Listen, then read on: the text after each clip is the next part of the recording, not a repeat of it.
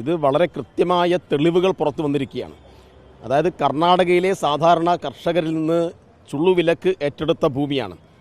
അത് ഏറ്റെടുത്ത് കിട്ടാൻ കാരണം എന്ന് പറഞ്ഞാൽ കർണാടക ഗവൺമെൻറ് അവിടെ വ്യവസായ സൗഹൃദ അന്തരീക്ഷം ഉണ്ടാക്കാൻ വേണ്ടിയിട്ടാണ്, തൊഴിൽ കൊടുക്കാൻ വേണ്ടിയിട്ടാണ് ഇങ്ങനെയുള്ള സ്ഥാപനങ്ങളെ പ്രോത്സാഹിപ്പിച്ചത്. പക്ഷെ ഇപ്പോൾ ആ ഭൂമി എവിടെ എന്താവശ്യത്തിന് ഉപയോഗിക്കുന്നു ചോദിച്ചാൽ BJPയുടെ സംസ്ഥാന അധ്യക്ഷൻ കൂടിയായിട്ട് രാജീവ് ചന്ദ്രശേഖരൻ മുതലാളി അയാളത് 313 കോടിക്കാണ് മറച്ചു വിറ്റത്. 313 കോടിക്ക്. ഇപ്പോൾ ഇത്ര വലിയ അഴിമതി നടക്കുമ്പോൾ കർണാടകയിലെ കോൺഗ്രസ് സർക്കാർ എന്തെടുക്കുകയാണ്? കർണാടകയിലെ സർക്കാർ ഉത്തരവാദിത്വമില്ലേ? അപ്പോൾ അത് ആ വിൽപ്പന റദ്ദ് ചെയ്യാൻ, ഇത്ര വലിയ അഴിമതി നടത്തിയിട്ടുള്ള ഇയാളെ പിടിച്ച് ജയിലിലടക്കാൻ എന്തുകൊണ്ട് കർണാടകയിലെ ഗവൺമെൻറ് തയ്യാറാവുന്നില്ല?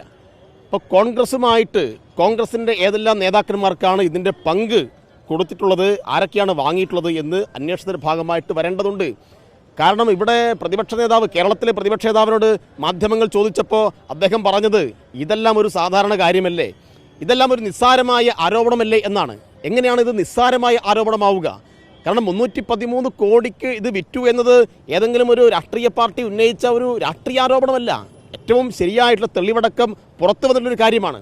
അതുകൊണ്ട് ഈ വിഷയം, ഈ ഭൂമി കുംഭകോണം, ഈ അഴിമതി, ഈ പെരുങ്കളനെ തുറന്നു കാട്ടുന്ന ശക്തമായ പ്രതിഷേധങ്ങൾ ഇത് തുറന്നു കാട്ടിക്കൊണ്ട് ഞങ്ങൾ മുന്നോട്ട് പോകും. അതുകൊണ്ട് നാളെ സംസ്ഥാന വ്യാപകമായി, ഇന്നിപ്പോൾ 14 ജില്ലാ കേന്ദ്രങ്ങൾ പ്രതിഷേധം വെച്ചിട്ടുണ്ട്.